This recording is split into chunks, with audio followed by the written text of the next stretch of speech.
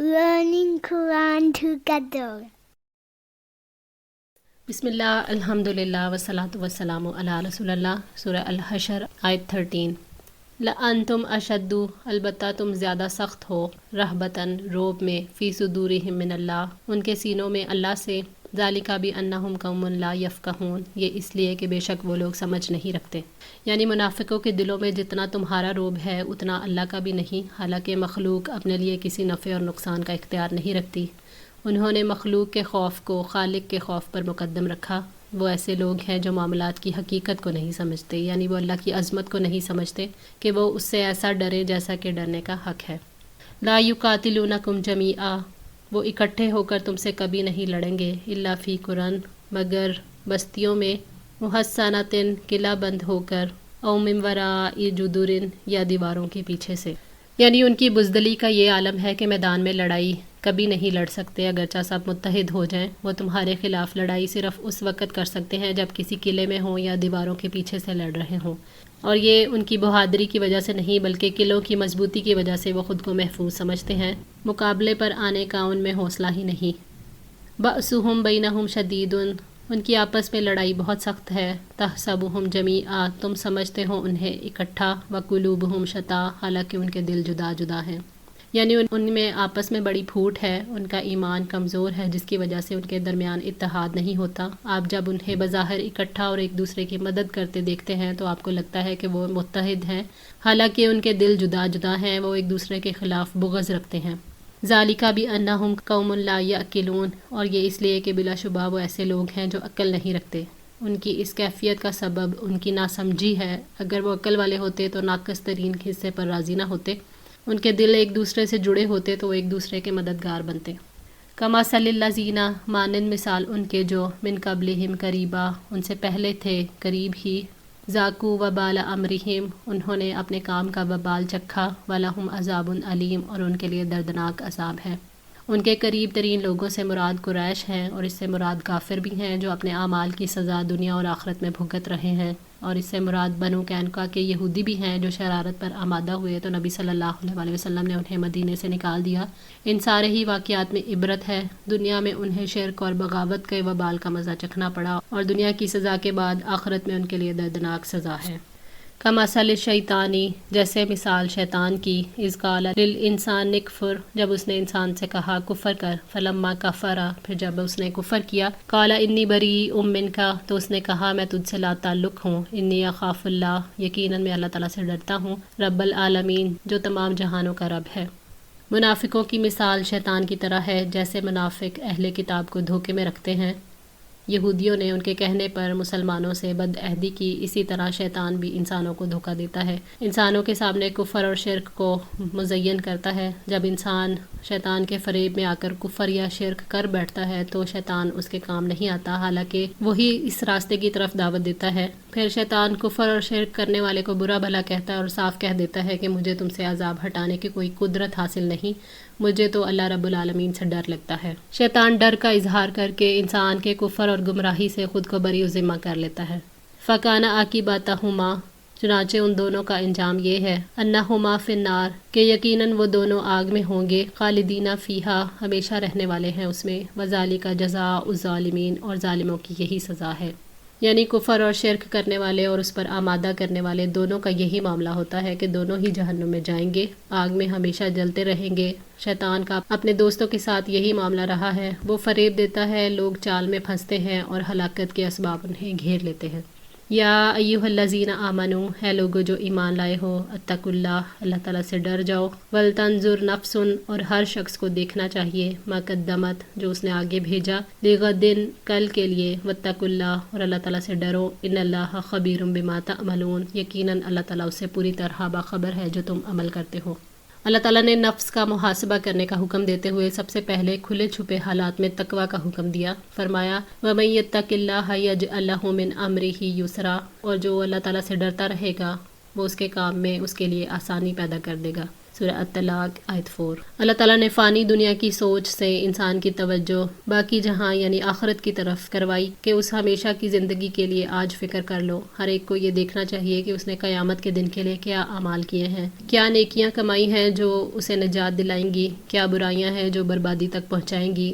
آج میں کل کے لیے زادرہ جمع کر لو، جو تم بو گے وہ کاٹو گے، آج کما لو گے تو کل بیٹھ کر کھاؤ گے۔ جو عمل کرو اللہ تعالیٰ سے ثواب کی امید رکھ کر کرو، اور جو عمل کرو یہ یقین رکھ کر کہ اللہ تعالیٰ تمہارے اعمال دیکھ رہا ہے۔ جو عمل کرو اللہ تعالیٰ سے ڈر کر کرو، اور اس بات پر یقین رکھو کہ اللہ تعالیٰ تمہارے ہر عمل اور ہر حالت کی خبر رکھتا ہے، اور اس سے کوئی چیز چھپی ہوئی نہیں ہے۔ اس آیت میں اللہ تعالیٰ نے 2 دفعہ اللہ سے ڈرنے کا حکم اس لیے دہرایا کہ اس کا خوف ہی انسان کو نیکی کرنے اور برائی سے رکنے پر آمادہ کرتا ہے۔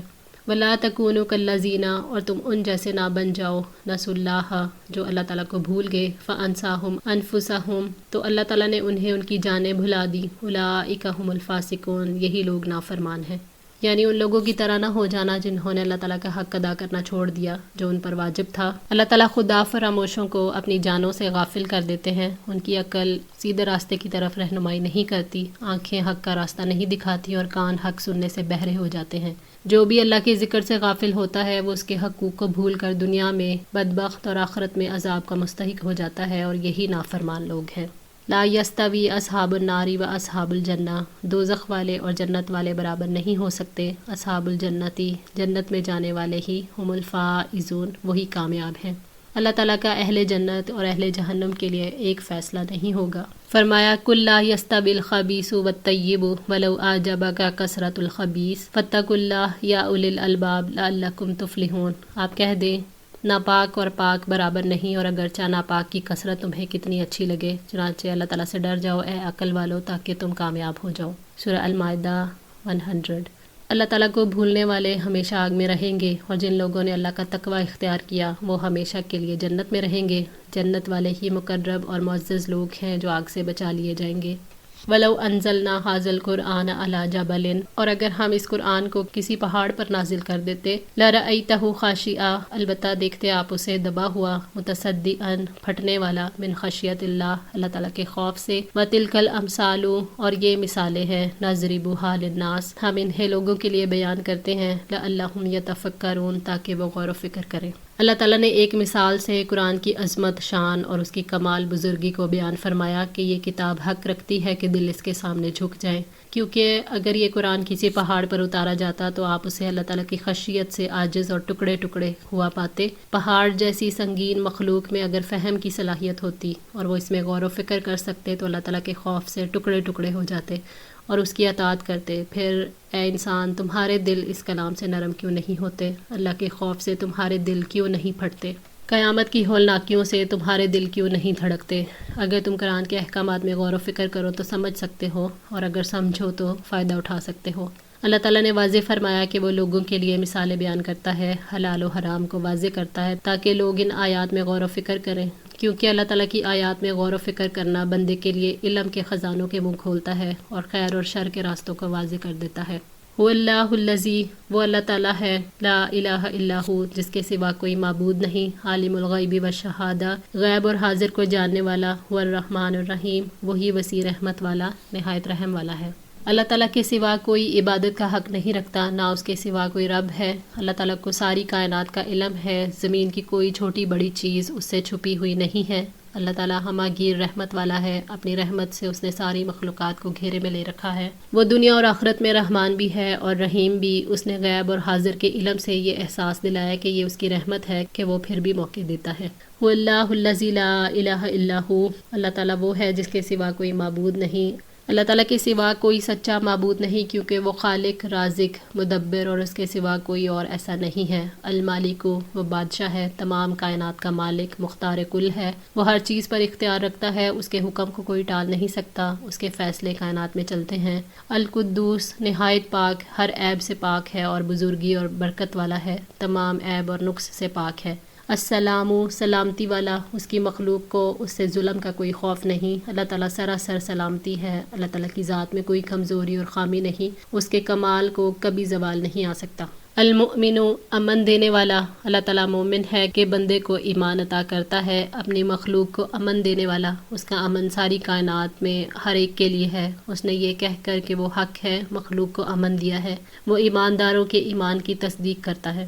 المہیمن نگہبان ہے، اللہ تعالیٰ مخلوق کے اعمال کو دیکھ رہا ہے اور ان پر محاسب اور نگران ہے، تمام مخلوقات کی خبر گیری کرنے والا اور ان کی ضروریات کو فراہم کرنے والا ہے۔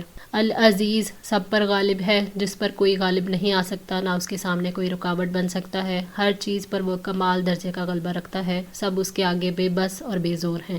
الجبار اپنی مرضی چلانے والا، ساری مخلوق اس کے سامنے سر تسلیم خم کیے ہوئے ہے، وہ بگڑے کام بنانے والا، انہیں سنوارنے والا ہے، اپنی کائنات کو اپنے ارادے سے اپنے زور سے درست رکھنے والا ہے۔ المتکبر بے حد بڑائی والا، اللہ تعالیٰ عظمت اور کبریائی کا مالک ہے، وہ ظلم اور تمام عیبوں سے پاک ہے، بڑائی اسی کو زیبا ہے، وہ بڑا ہے اور بڑا ہو کر رہنے والا ہے، کائنات کی ہر چیز اس کے مقابلے میں حقیر اور ذلیل ہے۔ سبحان اللہ اما یشرکون، اللہ تعالیٰ اس سے پاک ہے جو وہ شریک بناتے ہیں، یعنی اللہ تعالیٰ مشرکوں کے شرک سے پاک ہے، وہ بلند صفات والا ہے اور اس کمال والے کے افعال پاک ہیں۔ هو اللہ الخالق، وہی اللہ تعالیٰ ہے خاکہ بنانے والا، ساری مخلوقات کا خالق، وہ اندازہ لگانے والا، تقدیریں بنانے والا اور انہیں جاری کرنے والا ہے، ہر چیز کی تخلیق کی منصوبہ بندی کرنے والا، کوئی چیز نہ خود وجود میں آئی نہ اتفاقاً پیدا ہوئی۔ الباریو وجود میں لانے والا، اللہ تعالیٰ عدم سے وجود میں لانے والا ہے، اس کے سوا کوئی ایسا نہیں جو تقدیر پر قادر ہو، وہ اپنی مرضی سے وجود میں لاتا ہے اور باقی رکھتا ہے۔ المصور صورت گری کرنے والا، ہر چیز کو آخری مکمل صورت میں بنانے والا، اللہ تعالیٰ مصور ہے، اس نے کروڑوں اربوں صورتیں بنائی، ہر چیز کو وہ اپنی حکمت سے اپنی مرضی کے مطابق صورت دیتا ہے۔ لہ الاسماء الحسنی، سارے اچھے نام اسی کے ہیں، یعنی اس کے نام بہت زیادہ ہیں جن کو نہ کوئی معلوم کر سکتا ہے نہ انہیں گن سکتا ہے، تمام اچھے نام اسی کے ہیں، اس کی تمام صفات کامل ہیں جن میں کوئی نقص نہیں۔ اللہ تعالیٰ اس بات کو پسند کرتا ہے کہ اس کے بندے اس کو اچھے ناموں سے پکاریں اور اس کے ناموں کے واسطے سوال کریں۔ یسبح لہ ما فی السماوات والارض، آسمان اور زمین کی ہر چیز اس کی تسبیح کر رہی ہے، زبان حال سے اللہ تعالیٰ کی پاکی بیان کر رہی ہے کہ اس کا خالق ہر عیب، نقص، کمزوری اور غلطی سے پاک ہے۔ هو العزیز الحکیم، اور وہ سب پر غالب کمال حکمت والا ہے، اللہ تعالیٰ غالب ہے، اس کے فیصلوں کے آگے کوئی سر نہیں اٹھا سکتا، وہ جو چاہے پیدا کر دے، جس کو چاہے امن دے سکتا ہے، وہ اپنی حفاظت اور نگرانی کے اعتبار سے غالب ہے، وہ جس چیز کا بھی ارادہ کرتا ہے وہ ہو جاتی ہے، اور جو کچھ بھی ہوتا ہے اس کی مصلحت اور حکمت کے تحت ہی ہوتا ہے۔ الحمدللہ، اللہ تعالیٰ کی توفیق اور مدد سے سورہ الحشر مکمل ہوئی۔ اللہ تعالیٰ سے دعا ہے کہ ہم سب کو قرآن پاک کو پڑھنے، سمجھنے اور اس پر عمل کرنے کی توفیق عطا فرمائے، ہماری غلطیوں کو معاف فرما کر ہم سب کی اصلاح فرمائے۔ جزاکم اللہ خیر، والسلام علیکم ورحمۃ اللہ وبرکاتہ۔